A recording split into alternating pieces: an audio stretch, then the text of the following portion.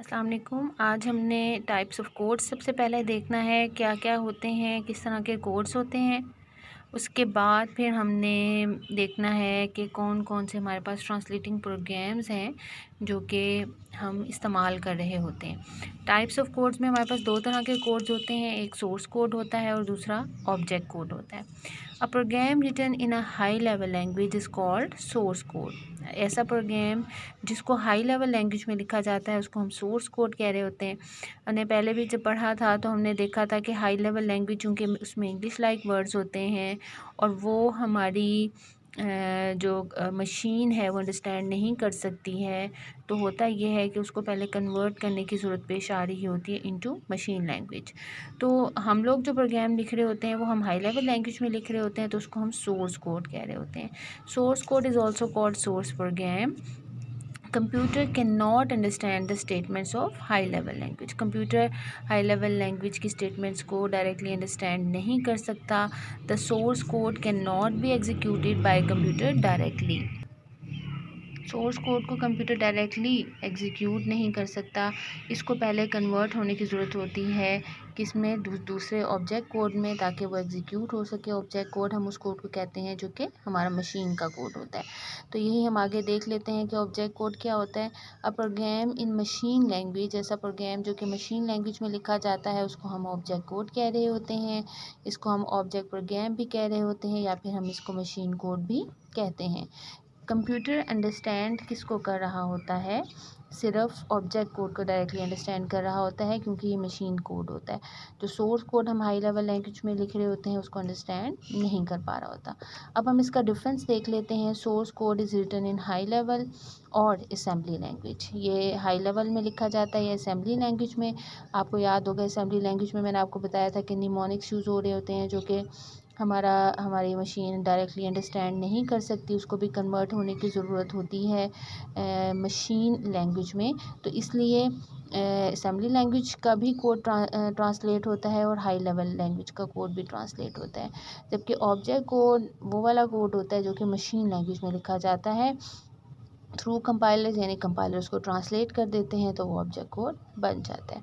Source code easy to understand हमारे लिए है इसलिए कि ये इंग्लिश में लिखा जाता है, जबकि object code difficult to understand है क्योंकि ये मशीन लैंग्वेज में होता है और हम इसको अंडरस्टैंड नहीं कर सकते आसानी से।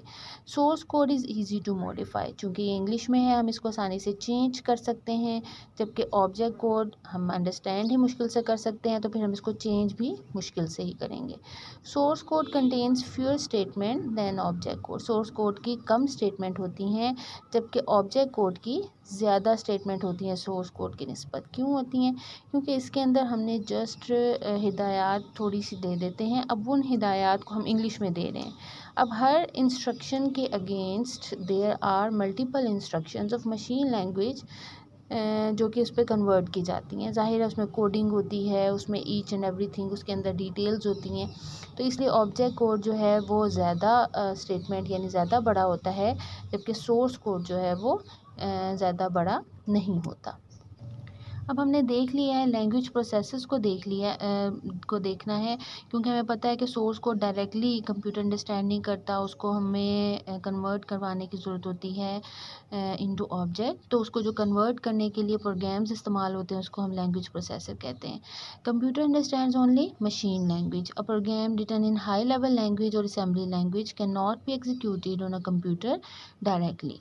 It must be converted into machine language before execution. उसको एग्जीक्यूशन से पहले कन्वर्ट होने की ज़रूरत होती है मशीन लैंग्वेज में। लैंग्वेज प्रोसेसर्स वो प्रोग्राम्स होते हैं जो कि कन्वर्ट करते हैं इन प्रोग्राम्स को इनटू मशीन लैंग्वेज। हर कंप्यूटर लैंग्वेज का एक अपना ट्रांसलेटर होता है। हमारे पास मुख्तलिफ तरह के प्रोसेसर्स लैंग्वेज प्रोसेसर्स अवेलेबल हैं। कंपाइलर होता है, इंटरप्रेटर होता है और असेंबलर होता है। अच्छा, अब हमने देखना है कि कंपाइलर क्या होता है। कंपाइलर एक ऐसा प्रोग्राम है जो कि इंस्ट्रक्शंस हाई लेवल लैंग्वेज की जो लिखी जाती हैं उसको मशीन लैंग्वेज में एज अ होल कन्वर्ट करता है। एज अ होल का मतलब ये कि सारे के सारे को इकट्ठा कन्वर्ट करता है। A program written in high level language is called source program. इस प्रोग्राम को ऐसा प्रोग्राम जो कि हाई लेवल में लिखा जाता है हम पढ़ चुके हैं, उसको हम सोर्स प्रोग्राम कहते हैं। कंपाइलर कन्वर्ट करता है सोर्स प्रोग्राम को मशीन कोड में, जिसको हम ऑब्जेक्ट प्रोग्राम कहते हैं, ये हम पहले पढ़ चुके हैं। कंपाइलर चेक करता है। अब इसके काम करने का तरीका आगे बता रहे हैं कि कंपाइलर कैसे करता है। हर स्टेटमेंट को चेक करता है सोर्स प्रोग्राम की, और उसके साथ साथ जैसे चेक करता जाएगा उसके साथ साथ उसका मशीन इंस्ट्रक्शन यानी मशीन कोड जनरेट करता जाएगा, यानी उसको ट्रांसलेट करता जाएगा। कंपाइलर चेक करता है साथ साथ सिंटैक्स एरर्स को इन द प्रोग्राम। अब सिंटैक्स एरर्स क्या होते हैं? सिंटैक्स मैंने आपको पहले भी बताया था, these are the rules to write the program in that specific language. अब अगर आपने सोर्स कोड ही गलत लिखा है, यानी अगर आप अपनी ज़बान ही गलत बोल रहे हैं, तो how can any one can translate it into another language. तो जब आप अपनी ज़बान से ही बोलेंगे तो फिर आप उसको सही तरीके से दूसरी ज़बान में ट्रांसलेशन हो सकेगी। इसी तरह से सोर्स कोड भी अगर आपने दुरुस्त लिखा है तो ही उसका ऑब्जेक्ट प्रोग्राम बन सकेगा, यानी मशीन कोड बन सकेगा। तो जब कंपाइलर ने जब कन्वर्ट करना होता है, ट्रांसलेट करना होता है सोर्स कोड को ऑब्जेक्ट कोड में, तो वो साथ साथ एरर्स भी चेक कर रहा होता है। वो ये देख रहा होता है क्या वो ग्रामर रूल्स के मुताबिक है या नहीं है। A source program containing a syntax error cannot be compiled। ऐसा सोर्स प्रोग्राम जिसके अंदर पहले ही एरर हों तो वो कैसे कंपाइल होगा, कैसे वो दूसरी लैंग्वेज में कन्वर्ट होगा, तो वो कंपाइल नहीं होता है। अब इसके बाद हमारे पास क्या है कि compiler can translate the programs of only that language for which it is written. अब हर लैंग्वेज का हमने पहले भी पढ़ चुके हैं, हर लैंग्वेज का अपना कंपाइलर होता है। तो कंपाइलर सिर्फ उसी लैंग्वेज के प्रोग्राम को ट्रांसलेट करेगा जिस लैंग्वेज का वो कंपाइलर है। जैसे कि अगर सी का कंपाइलर है तो वो सिर्फ उन्हीं प्रोग्राम्स को ही कन्वर्ट कर सकेगा जो कि सी में लिखे गए हैं। अब उसके बाद हमारे पास इंटरप्रेटर है। इंटरप्रेटर एक ऐसा प्रोग्राम होता है जो कि ये भी ट्रांसलेटिंग प्रोग्राम है, लेकिन ये एक इंस्ट्रक्शन जो एक प्रोग्राम की होती है उसको एक वक्त में ट्रांसलेट करता है। हमने पढ़ा था कि बेसिक डिफरेंस कंपाइलर और इंटरप्रेटर का डिफरेंस ही ये है। हमने यहाँ पर पढ़ा था कि compiler as a whole program को कन्वर्ट कर रहा होता है, जबकि इंटरप्रेटर एक ऐसा प्रोग्राम है कि वो क्या कर रहा होता है कि वो सिर्फ एक इंस्ट्रक्शन को एक वक्त में ट्रांसलेट करता है। फिर उसके बाद उसने कहा है कि it converts the instruction into machine language. पहले कन्वर्ट करता है, उसके बाद उसको एग्जीक्यूट करता है। It then moves to the next instruction. उसके बाद ये अगली इंस्ट्रक्शन पे चला जाता है प्रोग्राम की, और फिर उसके बाद उसको कन्वर्ट करता है और एग्जीक्यूट करता है। इसी तरह से ही चलता जाता है। ये एरर मैसेज उसी वक्त ही डिस्प्ले कर देता है जब कंपाइलर को किसी भी लाइन में एरर मिल जाएगा तो वो क्या करेगा, वो उधर स्टॉप हो जाएगा, अपनी एग्जीक्यूशन को स्टॉप कर देगा और वो एरर मैसेज को शो कर देगा। अब इसी वजह से इसका एक एडवांटेज है। इसका फ़ायदा ये है कि कंपाइलर के ऊपर कि उसको हमें एरर्स उधर ही इमीडिएटली मिल जाता है, जिस लाइन पे मौजूद होता है इंटरप्रेटर, जिस लाइन को एग्जीक्यूट कर रहा होता है, उसे अगली लाइन पे अगर वो नहीं एग्जीक्यूट हो रही एरर मिल जाता है तो इंटरप्रेटर उधर ही स्टॉप वर्किंग कर देता है।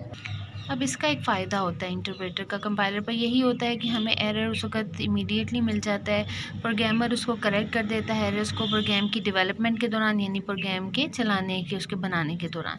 लेकिन इसका एक नुकसान है, वो ये है कि ये बहुत ज़्यादा एफिशिएंट नहीं है। एफिशिएंट क्यों नहीं है?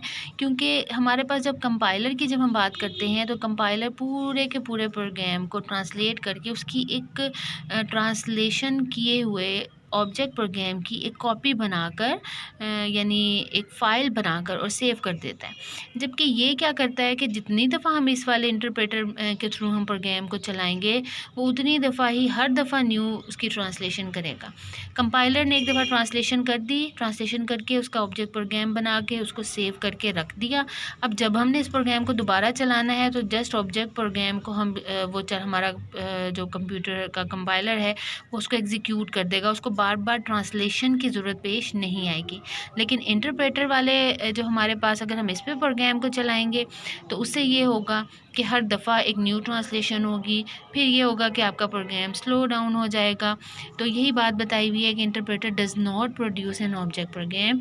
ये ऑब्जेक्ट प्रोग्राम को नहीं बनाता, ये कन्वर्ट करता है हिदायत को मशीन लैंग्वेज में हर दफ़ा जब प्रोग्राम एग्जीक्यूट होता है। अब इस तरह के जो लैंग्वेजेस हैं वो बेसिक्स हैं जो कि इंटरप्रेटर को इस्तेमाल करती हैं। एक अगला जो हमारे पास है एक असेंबलर है, ये हम पहले भी देख चुके हैं। ये वो प्रोग्राम है जो कि असेंबली लैंग्वेज की जो हमारे पास प्रोग्राम्स होते हैं उनको मशीन लैंग्वेज में कन्वर्ट कर रहा होता है। अब हम बेसिक डिफरेंस देख लेते हैं कंपाइलर और इंटरप्रेटर का। कंपाइलर कन्वर्ट करता है प्रोग्राम को मशीन कोड में एज अ होल, जबकि इंटरप्रेटर करता है स्टेटमेंट बाय स्टेटमेंट, पहले एक स्टेटमेंट फिर उसके बाद अगली स्टेटमेंट। कंपाइलर क्रिएट करता है ऑब्जेक्ट कोड की फ़ाइल को, जबकि इंटरप्रेटर क्रिएट नहीं करता ऑब्जेक्ट कोड की फ़ाइल को। कंपाइलर कन्वर्ट करता है हाई लेवल प्रोग्राम को, जो कि हम उसको बार बार, यानी ऑब्जेक्ट कोड बन गया, अब उसको हम मैनी टाइम्स हम उसको एग्जीक्यूट कर सकते हैं। जबकि इंटरप्रेटर क्या कर रहा होता है कि हाई लेवल प्रोग्राम को हर दफ़ा उसको कन्वर्ट कर रहा होता है इनटू मशीन कोड, हर दफ़ा जब भी उसको एग्जीक्यूट करना होता है। अब इसीलिए कंपाइलर की एग्जीक्यूशन फास्ट होती है, जबकि इंटरप्रेटर की एग्जीक्यूशन स्लो होती है। कंपाइलर सिंटैक्स एरर्स को जब पूरे प्रोग्राम को कंपाइल कर लेता है तो उसके बाद शो करवा रहा होता है सारे एरर्स को, जबकि इंटरप्रेटर जिस लाइन पे मौजूद होता है, जिस स्टेटमेंट पे मौजूद होता है, तो उसी वक्त ही उसके साथ शो करवा रहा होता है सिंटैक्स एरर्स को।